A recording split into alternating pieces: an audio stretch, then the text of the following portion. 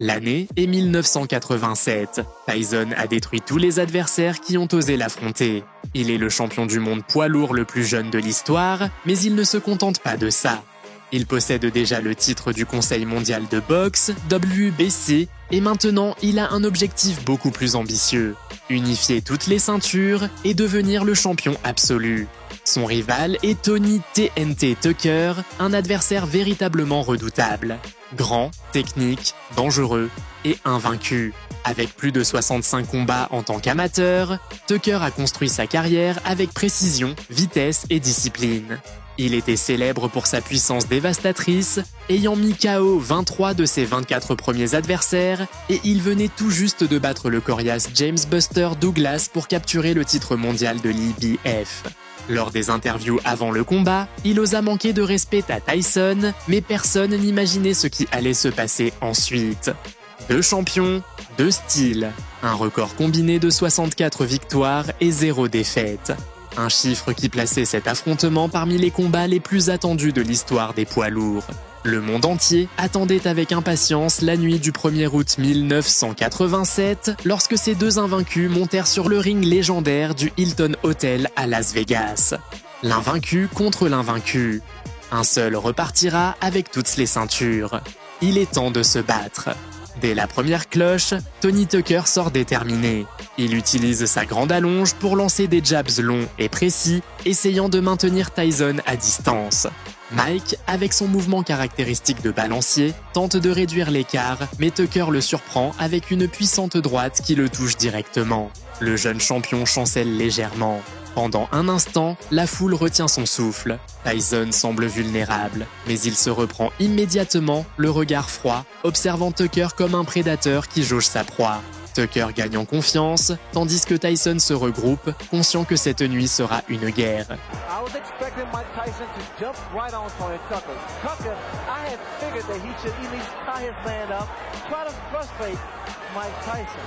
But is he strong enough to do that? Well, that was a good right hand by Tucker. That might have been the best shot that Mike Tyson has ever taken right there. Tucker said when we talked to him, he said, I'm not worried about what he's going to do to me. I'm worried about what I'm going to do to him. That's confidence. Another right hand. And another right hand by Tucker. That was a left hand by Tyson. You know what's happening? Every time Mike reaches in, Tony comes with the right hand. A counter right hand. Here we go, King. Here we go. Again, a right hand, but he took a right from Tyson. And another big right by Mike Tyson. Did a very good first round for both men. And particularly for Tucker. A great left hand at the bell by Tyson. Well, Tony Tucker is a 10-1 underdog. He wasn't 10-1 in that round. Tyson sort décidé à imposer son style explosif. Il fonce en avant avec vitesse et précision, réduisant la distance rapidement. Il attaque le corps de Tucker avec des crochets dévastateurs, cherchant à lui retirer sa mobilité et son souffle. Le champion de l'IBF tente de le retenir, de le pousser pour briser son élan, mais Tyson est implacable. Chaque coup résonne avec une fureur brute, et peu à peu, Tucker commence à reculer. La foule rugit, Iron Mike a trouvé son rythme.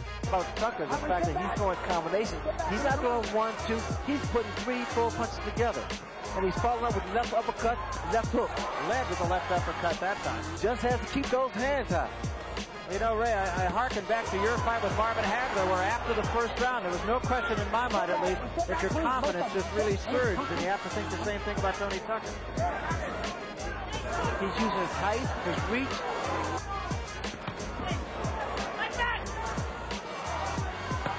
Good body shot by Tyson. That's exactly what Kevin Rooney was telling him to do in the corner.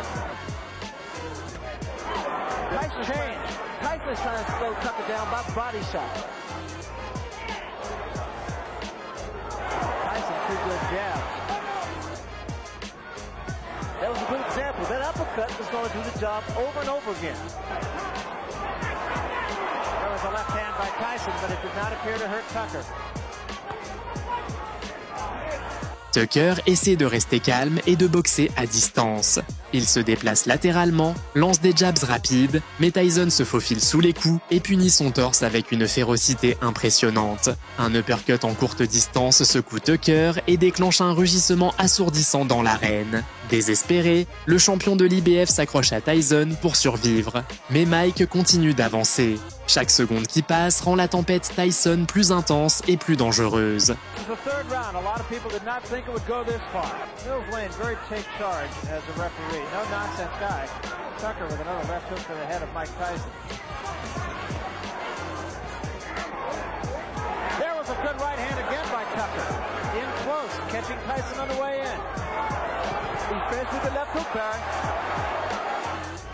What's allowing Tony Tucker to get that hook and that uppercut in?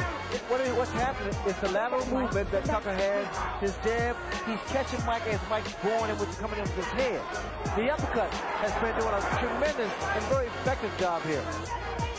That was a good left hand, and that staggered Tony Tucker.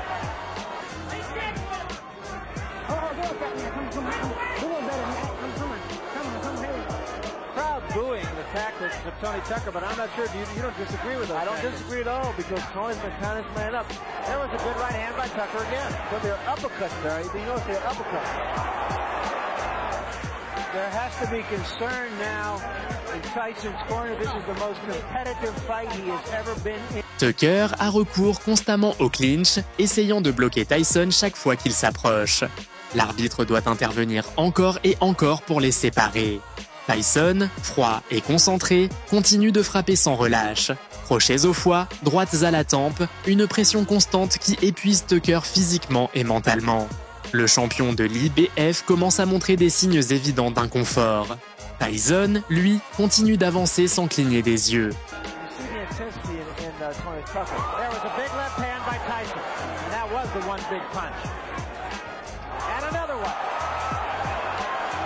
This is what Tyson wanted. He wanted Tucker to stand there and exchange punch for punch. In this case, normally, Tyson comes out on top. Get him up, Tucker, come on! Take it downstairs sometimes. He needs to throw a jab downstairs, bring it back up to the head. There's a right hand again by Tyson, but Tucker appears unhurt again. Definitely has his legs back under him after being hurt earlier in this round.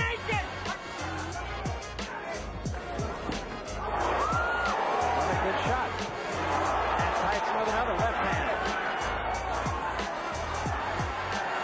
Tyson has settled down in that round, going for a long fight now. Now he knows he just has to fight him, hit him, and if the knockout comes, it comes. Il sait qu'il est en difficulté, mais Tucker refuse d'abandonner.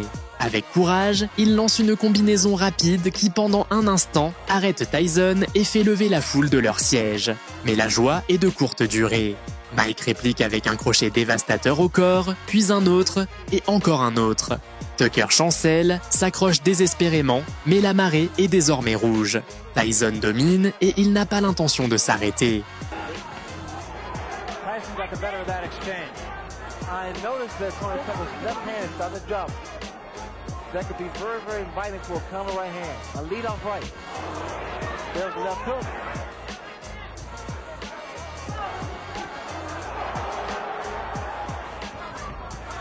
There was a right hand in close by Tyson. We have to see more combinations if you want to get Tucker and get him out of there. I think Tucker, on the other hand, is fighting a superb job. He's doing a superb job. There was a right hand by Tyson.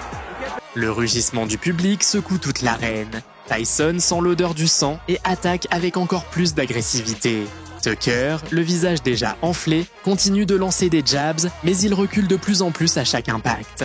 Tyson l'acculte contre les cordes et envoie une combinaison brutale de 4 coups. 2 au corps, 2 au visage. Tucker essaie de se déplacer, d'échapper, mais il ne contrôle plus le combat. À ce stade, il ne fait que survivre. Is winnable.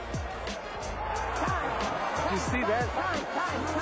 That was an interesting scenario. Tucker was trying to get his handlers and seconds out of the ring. The bell had rung. They were so excited about the prospect of possibly winning the fight, they forgot to put his mouthpiece in. You can understand now, Ray, why Michael Spinks didn't want to fight Tony Tucker. I think Tony Tucker has surprised a lot of people. Right Tyson. Tucker's going to want him not to tie his man up, which I think is a good move because it doesn't allow Tyson to punch. But instead, they wanted to push Tyson off and go at him, which I think would be a costly mistake. Well, pushing a man off doesn't necessarily help because you expended energy by pushing a man off. Right hand by Tyson back Tucker up. And what Mike has to do is move to his left to cut his man off. Tyson looks right now like he's in it for the long haul here. And there was a big right hand. Tucker says, no, I'm not hurt. I've always found that to mean I'm hurt. And he took another right hand, got cute, and paid the price. I think he's watched my fight before. Yeah, I think he has too. I think his timing is not as good as yours. Let's take a look at that right hand that Mike Tyson got in. Yeah, you see him use the left hand just as a way to get in and then firing the right behind it. Now this is good fighting now that he's settled down. The great fighters don't go out looking for a quick knockout. The great fighters go out and fight. And when the opportunity for the big punch comes in, they take it. La différence d'intensité devient écrasante. Tyson avance comme une machine de guerre, chaque pas résonnant comme le battement d'un tambour de guerre dans l'arène. Tucker parvient à placer quelques coups isolés, mais ils n'ont aucun effet. Mike ne réagit même pas. Il est plus frais, plus fort, plus dangereux. Chaque coup qu'il envoie n'a qu'un seul objectif, terminer le combat. But his jab does allow him to work in. But there was a rumor about Tyson, or rather Tucker's right hand, that he had injured his right hand, and that's why he backed off training for the last few days. That was 3 consecutive left hooks thrown by Tony Tucker. You don't see that from a big man. Not in a heavyweight. They don't throw those kind of punches. Once again, Tucker trying to get cute, and again getting the worst of it, still mugging with Tyson, which brings the crowd alive. Well, when you do that, and I know from experience because I invented it, you got to be very careful because you're so vulnerable for a counterpunch. Tucker tente de changer de stratégie. Il se déplace constamment, tourne autour du ring, utilisant chaque centimètre pour éviter d'être coincé. Mais Tyson coupe le ring avec facilité et le touche avec un uppercut brutal qui fait exploser la foule. Le visage de Tucker commence à enfler visiblement. La fatigue le trahit. Ses bras tombent, sa respiration devient lourde et irrégulière. Pendant ce temps, Tyson paraît encore être dans son premier round. Ferme, concentré, létal. I like that in Mike Tyson because he's doing combination again. Well, in a fight of this intensity, this magnitude, when you're fighting, you really don't feel it because those adrenaline's flowing, and you don't feel the pain. He did throw a right uppercut there with Smith. His knees seem to buckle just 12 seconds. Right hand up on the top of the head. Dans un ultime effort, Tucker lance des combinaisons rapides et désespérées. Mais ses coups manquent de puissance et Tyson les encaisse sans reculer. Il répond avec violence. Crochet sur les côtés, uppercut au centre, chaque impact résonnant comme un marteau frappant de l'acier. La foule n'attend plus une décision des juges. Ils attendent le KO final. Mais Tucker refuse de tomber. Il se bat uniquement avec son cœur et son orgueil.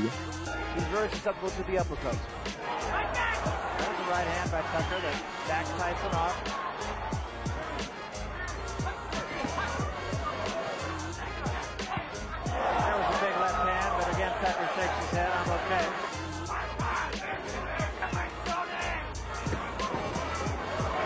hand, but a bubbles by Tyson.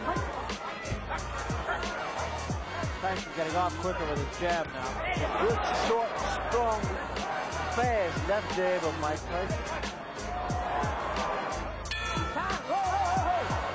Il n'est plus le même combattant qu'au début. Tyson ne court plus, il marche tranquillement, maître absolu du ring. Il sait qu'il est en train de gagner, qu'il impose sa volonté à un autre champion. Tucker lance à peine quelques coups, il ne fait que s'accrocher et survivre. Son visage est se marquer, son esprit épuisé. Tyson, lui, reste frais, imposant, invincible.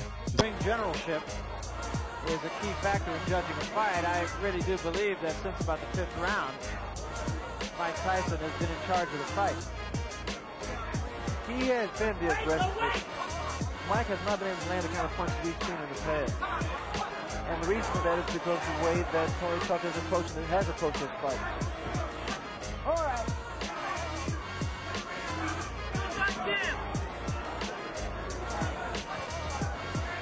You need to throw a little short jab, then step. Like that. Throw a jab, then step in. Get close. Now come. There it was. That's what you have to do. This jab will get him closer to the taller man, Tucker, and then he can throw his punches. Once again, bro, you see what's happening here. Then he gets in. Now he's not following Tucker. Now he's inside again. The jab once again is effective. Un silence étrange s'installe dans l'arène. Tout le monde sait que la fin approche. Mais Tyson ne se précipite pas. Il frappe avec froideur et méthode. Chaque crochet, chaque direct a un but précis. Tucker reste debout, mais son esprit est brisé.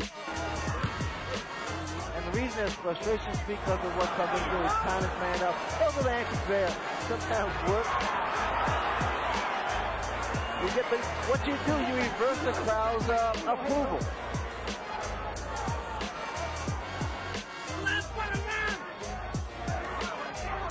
I mean, just check out Tony Tucker. He's a man of confidence. All right, both of you, come on, let's box with it. Tony, grab it. Come on, go.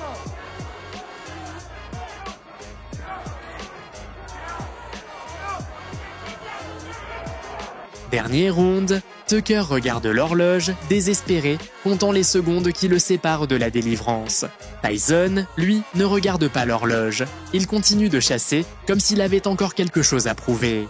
Il envoie des combinaisons féroces, frappant le corps et le visage sans relâche. Tucker s'accroche, résiste avec tout ce qui lui reste et parvient à terminer le combat debout, mais vaincu. Mike Tyson est déclaré vainqueur par décision unanime. Avec cette victoire, il devient le champion incontesté des poids lourds. L'invaincu contre l'invaincu, et l'invaincu reste Mike Tyson. I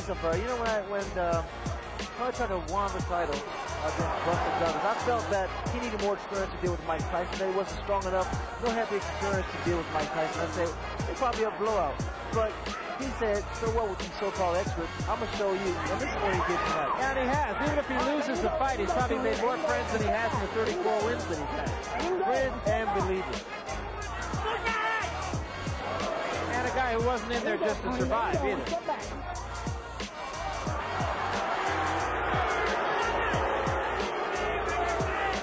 Crowd getting a little tired of that. Tucker seems to be fighting the kind of fight that he thinks he's winning.